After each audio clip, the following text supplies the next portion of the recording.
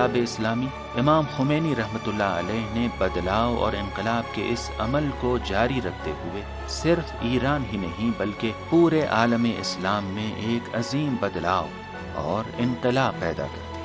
قائد انقلاب اسلامی آیت اللہ العظمیٰ سید علی خامنہئی فرماتے ہیں، امام هم روحاً یک انسان تحول خواه بود، هم تحول آفرین. در مورد ایجاد تحول نقش او صرفاً نقش یک معلم و استاد و مدرس نبود، نقش یک فرمانده داخل در عملیات و نقش یک رهبر به معنای واقعی بود. کینیڈین مصنف ورت کارلسن نے جماران میں امام خمینی رحمۃ اللہ علیہ سے ملاقات کا ایک دلچسپ واقعہ بیان کیا ہے۔ وہ کہتے ہیں، امام خمینی نے میرے دل و دماغ میں ایسا احساس پیدا کیا جسے میں صرف عشق اور پیار کا نام ہی دے سکتا ہوں۔ جی ہاں، ان کے وجود میں ایک غیر متزلزل استحکام تھا اور ان کی ذات ایک طرح سے ناقابل تسخیر حقیقت تھی۔ ان کے وجود میں ایک ایسی محبت تھی جو میرے دل کو پاکیزہ بنا رہی تھی۔ امام خمینی 20ویں صدی کے سب سے دانش مند سیاسی رہنما، بلکہ اس سے بھی کہیں زیادہ آگے تھے۔ ان کا شمار ان چنندہ لوگوں میں ہوتا ہے جن سے ملاقات کے بعد میں نے اپنے آپ کو بدلا ہوا پایا۔ رہبر انقلاب اسلامی کے بقول ایرانی قوم ایک ایسی قوم تھی جسے اپنے مستقبل کے فیصلہ کن اور بنیادی مسائل سے کوئی سروکار نہیں تھا۔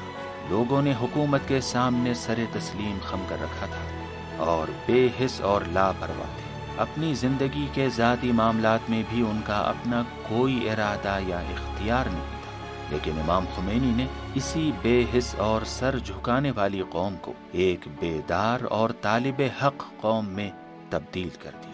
انہیں ایسے لوگوں میں تبدیل کر دیا کہ جو خود اپنی حکومت کی نوعیت کا تعین کرتے ہیں۔ اس وقت کوئی یہ سوچ بھی نہیں سکتا تھا کہ امریکہ کی بات کے سامنے کوئی بات کہی جا سکتی ہے یا اس کا جواب دیا جا سکتا ہے یا امریکہ کی مرضی کے خلاف کوئی کام کیا جا سکتا ہے، مگر امام خمینی نے وہ کارنامہ انجام دیا کہ خود امریکی سربراہان مملکت نے کہا کہ خمینی نے ہمیں ذلیل و خوار کر دیا۔ اس وقت لوگوں نے مذہب کو صرف ذاتی مسائل، عبادات کے معاملات اور زیادہ سے زیادہ نجی حالات سے مخصوص کر دیا تھا، مگر امام خمینی نے دین کے سلسلے میں نظام سازی، تمدن اور معاشرے کی تعمیر اور انسان سازی وغیرہ جیسے فرائض کو پیش کیا، جس کا نتیجہ یہ ہوا کہ دین کے بارے میں لوگوں کا نظریہ بالکل بدل گیا۔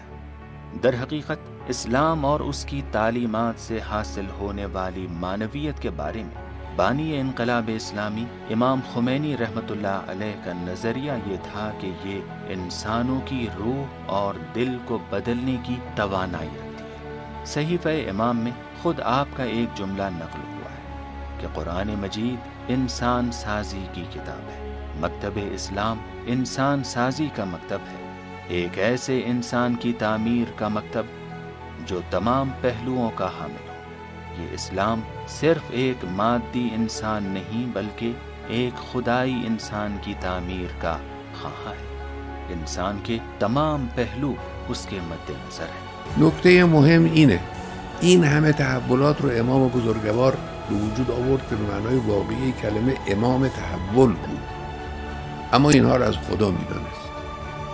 امام اینها رو به خودش نسبت نمیداد.